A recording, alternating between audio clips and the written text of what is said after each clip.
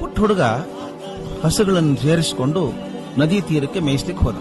ಅಲ್ಲಿ ಮೇಯೋದಕ್ಕೆ ಬಿಟ್ಟು ಮರದ ಕೆಳಗೆ ಕೂತ್ಕೊಂಡು ತನಗಿಷ್ಟವಾದ ಕೊಳಲನ್ನು ತೆಗೆದು ಊತ್ತಾ ಕೂತ್ಕೊಂಡ.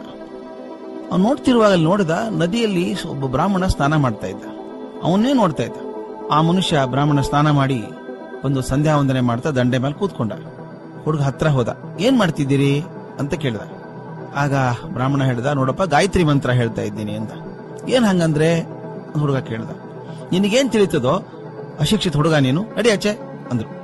ಸರಿ ಹೋಗ್ತೇನೆ, ಅದೊಂದು ಪ್ರಶ್ನೆ, ನೀ ಮಂತ್ರ ಹೇಳುವಾಗ ಮೂಗ್ ಯಾಕೆ ಹಿಡ್ಕೊಂಡಿದ್ರಿ? ಮೂಗ್ ಮುಚ್ಕೊಂಡಿದ್ರಲ್ಲ ಯಾಕೆ ಅಂತ. ಅದು ಮೂಗ್ ಮುಚ್ಚೋಳಗಲ್ಲ, ಅದು ಪ್ರಾಣಾಯಾಮ ಮಾಡಬೇಕು.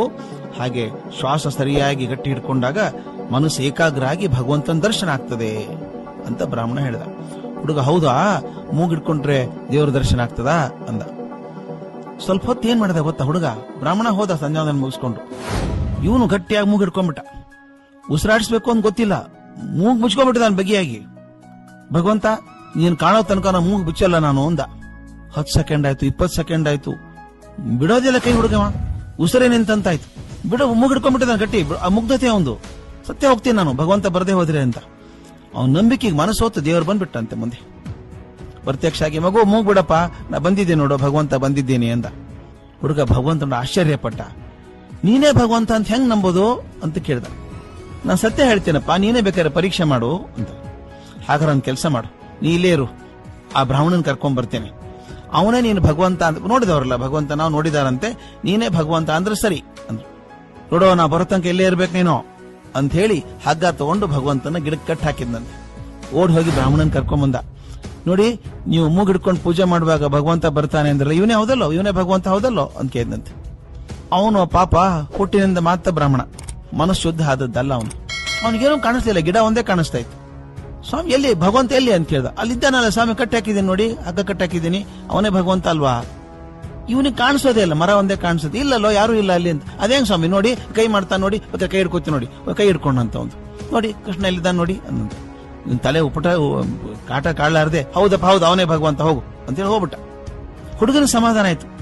ಆ ಬ್ರಾಹ್ಮಣ ಇವನ್ ದೇವ್ರು ಅಂದ್ಮೇಲೆ ಇವನೇ ಇರ್ಬೇಕಲ್ಲ ದೇವ್ರು ಅಂತ ಹಗ್ಗ ಕಟ್ಟು ಬಿಚ್ಚಿದ. ಬಹಳ ಮುಗ್ಧ ಹುಡುಗ ನೋಡಿ ಭಗವಂತ ಹೇಳಿದಂತೆ, ಮಗು ನಿನಗೇನಾದ್ರೂ ಬೇಕೋ ಕೇಳೋ ಕೊಡ್ತೀನಿ ಅಂದಂತೆ. ಹುಡುಗ ಹೇಳಿದ, ನನಗೇನು ಬೇಡ ಸ್ವಾಮಿ, ಎಲ್ಲ ಇದೆ, ಅಪ್ಪ ಅಮ್ಮ ತುಂಬಾ ಚೆನ್ನಾಗಿದ್ದಾರೆ, ಆಡೋದಕ್ಕೆ ಗೆಳೆಯರಿಲ್ಲ ನನಗೆ. ಅದಕ್ಕೊಂದು ಕೆಲಸ ಮಾಡೋಣ, ದಿನ ಬಂದು ನಾನು ಹಸುನ್ ಬಿಟ್ಬಿಡ್ತೀನಿ ನಾನು ಮೇಯೋದಿಕ್ಕೆ, ಒಬ್ಬನೇ ಇರ್ತೀನಿ, ನನ್ನ ಜೋಡಿ ಆಟ ಆಡ್ತೀಯ ದಿನ ಬಂದು? ಆಯ್ತಪ್ಪ ಬರ್ತೀನಿ, ಕಾಜ್ ಬಿಡು. ಹಾಗಾದ್ರೆ ನಾ ಏನ್ ಮಾಡ್ತೀನಿ, ಗಟ್ಟಿಯಾಗಿ ಮೂಗ್ ಹಿಡ್ಕೊಂಡ್ಬಿಡ್ತೇನೆ, ಹಿಡ್ಕೊಂಡು ಬರ್ಬೇಕು ಅಂತ ಕರಾರ್ ಹಾಕಿದ. ದೇವ್ರು ಒಪ್ಕೊಂಡಂತೆ. ಹಲವಾರು ವರ್ಷಗಳವರೆಗೆ ಈ ಹುಡುಗ ಭಗವಂತನ ಜೋಡಿ ಹಸು ಮೇಯಿಸುವಾಗ ದಿನ ಆಟ ಆಡೋನು, ಕಾಲು ಕಳೆಯೋನು. ಒಂದಿಷ್ಟೋ ವರ್ಷ ಆದ್ಮೇಲೆ ಬ್ರಾಹ್ಮಣ ಅದೇ ದಾರಿಯಲ್ಲಿ ಮತ್ತೆ ಬರ್ತಾ ಇದ್ದ. ಈ ತರುಣ ಓಡ್ ಹೋಗ ನಮಸ್ಕಾರ ಮಾಡಿದಂತೆ, ಸ್ವಾಮಿ ನಿನ್ನಿಂದಾಗಿ ನನ್ನ ಭಗವಂತನ ಜೋಡಿ ಆಟ ಆಡುವಂತ ಅವಕಾಶ ಸಿಕ್ತು. 16 ವರ್ಷ ಆಯ್ತು ಈಗ ಇದೇ ರೀತಿ ಭಗವಂತ ಆಟ ಪಾಡ್ ಬಂದಿದ್ದೀನಿ ನಾನು ಅಂತೆಲ್ಲ ಹೇಳಿದ. ಆಗ ಬ್ರಾಹ್ಮಣ ಇದ್ದಂತೆ, ಮಹಾನುಭಾವ ನಿನಗ್ ದರ್ಶನ ಆಯ್ತಲ್ಲೋ, ನನಗಾಗ್ಲಿಲ್ಲ, ಒಂದ್ಸಲ ದರ್ಶನ ಮಾಡ್ಸಪ್ಪ ಭಗವಂತಂದು ಅಂದಂತ. ಹುಗ್ಗ ಗಟ್ಟಿ ಮೂಗಿ ಹಿಡ್ಕೊಂಡ, ಬರ್ಲಿಲ್ಲ ಭಗವಂತ. ಗಟ್ಟಿ ಹಿಡ್ಕೊಂಡ, ಭಗವಂತ ನೀ ಬರ್ ಸತ್ತೋಗ್ತೀನಿ ನಾನು ಅಂದ. ಭಗವಂತ ಬಂದ. ತರುಣ ಹೇಳ್ದ, ಪಾಪ ಬ್ರಾಹ್ಮಣರು, ಅವರಿಂದಾಗ ನನಗೆ ನಿನ್ ದರ್ಶನ ಆಯ್ತು, ನೀನ್ ದರ್ಶನ ಕೊಡು ಅವರಿಗೆ. ಬ್ರಾಹ್ಮಣ ಕೇಳ್ತಿದ್ದಾನೆ, ದರ್ಶನ ಕೊಡು ಅಂತ. ಆಗ ಭಗವಂತ ಹೇಳಿದಂತೆ, ನೋಡಪ್ಪ ಅವನು ಹೇಳು, ನಾನು ಸಿಗೋದು ಮಂತ್ರಕ್ಕಲ್ಲ, ಪೂಜೆಗಳ ಆಡಂಬರಕ್ಕೂ ಅಲ್ಲ, ನಾನು ಸಿಗೋದು ಯಾವ ಮನಸ್ಸಿನಲ್ಲಿ ಪ್ರೀತಿ ಇದೆಯೋ ಮುಗ್ಧತೆ ಇದೆಯೋ ಅವರಿಗೆ ಮಾತ್ರ ಸಿಗೋದು.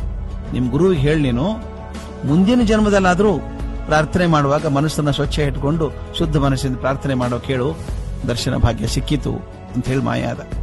ಸ್ವಾಮಿ ನಾವು ಏನೇನೋ ಹೋಮ ಮಾಡ್ತೀವಿ, ಯಾವ್ಯಾವ್ದು ಹವನ ಮಾಡ್ತೀವಿ, ಹಿಂಗಾದ್ರೆ ಒಳ್ಳೇದಾಗ್ತದೆ, ಹಿಂಗಾದ್ರೆ ಅಧಿಕಾರ ಬರ್ತದೆ, ಹಿಂಗಾದ್ರೆ ಅಧಿಕಾರ ಉಳ್ಕೊಳ್ಳುತ್ತೆ ಅಂತ ಏನೇನೋ ಮಾಡ್ತೀವಲ್ಲ ನಾವು. ಹೋಮ ಹವನ ಪೂಜೆ ಸಮಾರಾಧನೆ ಉತ್ಸವ ಇದೆಲ್ಲದ್ರದ್ದು ಮೂಲ ಭಕ್ತಿ, ಸಂಪೂರ್ಣ ಶ್ರದ್ಧೆ, ಆರ್ತತೆ. ಅದಕ್ಕೆ ಮಾತ್ರ ಭಗವಂತ ಒಲಿತಾನೆ. ಇಲ್ವಾದ್ರೆ ಈ ಗಲಾಟೆಗೆ ಅವನು ಕೂಡ ಇರಲ್ಲ, ಓಡಿ ಹೋಗ್ತಾನೆ. ದೇವ ಮಂದಿರ ಭಜನೆ ಪೂಜೆ ಪ್ರಸಾದಗಳು ಜೀವನದ ಅಲಂಕಾರ ಮನಸ್ಸಿನುದ್ಧಾರ. ಭಾವವಂ ಕ್ಷುಲ್ಲ ಜಗದಿಂ ಬಿಡಿಸಿ ಮೇಲ್ವೈವವು ಆವುದಾದರ ಒಳಿತು ಮಂಕುತಿಮ್ಮ ಅಂತ ಹೇಳಿಲ್ವೇ? ದೇವ ಮಂದಿರ ಭಜನೆ ಪೂಜೆ ಪ್ರಸಾದ ಇವೆಲ್ಲ ಯಾವುದು ಅಂದ್ರೆ ನಮ್ಮ ಮನಸ್ಸನ್ನ ಸ್ವಲ್ಪ ಶುದ್ಧೀಕರಿಸಿ ಸ್ವಲ್ಪ ಎತ್ತರಕ್ಕೆ ತಗೊಂಡು ಹೋಗ್ತವೆ, ಒಂದು ಕ್ಷಣವಾದ್ರೂ ಮೇಲಕ್ಕೆ ತಗೊಂಡು ಹೋಗ್ತವೆ. ಆದ್ರಿಂದ ಯಾವುದನ್ನಾದ್ರೂ ಮಾಡ್ಕೊಳ್ಳಪ್ಪ ಮಾರಾಯ, ಹೃದಯ ಶುದ್ಧಿ ಮಾಡ್ಕೋ ಅನ್ನೋ ಮಾತು DVG ಅವ್ರದ್ದು. ಅದೇ ಮಾತಿಗೆ ಪೂರಕವಾಗಿರುವಂತಹ ಕಥೆ ಇದು.